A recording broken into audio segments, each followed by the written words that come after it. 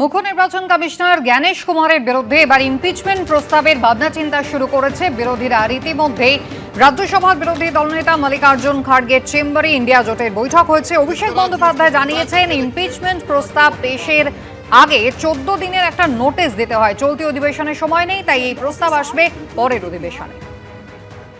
Impeachment motion যদি আনতে হয়, আপনাদের নিয়ম জানা উচিত যে ইমপিচমেন্ট মোশনের ক্ষেত্রে 14 দিনের নোটিশ দিতে হয়। ইমপিচমেন্ট মোশন আসবে পরের সেশনে, আসবে। এই ছিলেন তো 3 দিনের মধ্যে শেষ, 21 তারিখ তো পার্লামেন্ট শেষ। তো এই সেশনে হয়তো এই অধিবেশনে ইমপিচমেন্ট মোশন মুভ করা যাবে না, কিন্তু যেভাবে সংবিধান বিরোধী এবং গণতন্ত্রের পরিপন্থী হিসেবে ভারতের নির্বাচন কমিশন কাজ করছে, ইমপিচমেন্ট মোশন নিশ্চিত করে মুভ করা হবে, পরের সেশনে মুভ করা হবে। आर्मी को नहीं छोड़ते, सुप्रीम कोर्ट को नहीं छोड़ते, इलेक्शन कमीशन को नहीं छोड़ते, कौन सी ऐसी संस्था है जिसको इन्होंने छोड़ा है? एक पॉलिटिशियन कह रही थी कि लोकसभा को भंग कर देना चाहिए।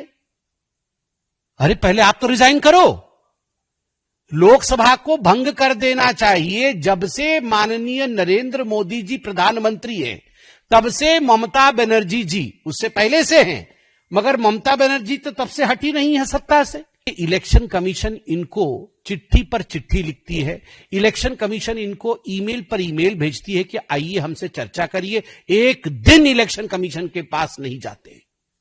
ना बीएलए कंप्लेन करेगा, ना इलेक्शन रिट पिटीशन होगा। सड़क पे जाके चोर चोर चिल्लाएंगे, सदन नहीं चलने देंगे।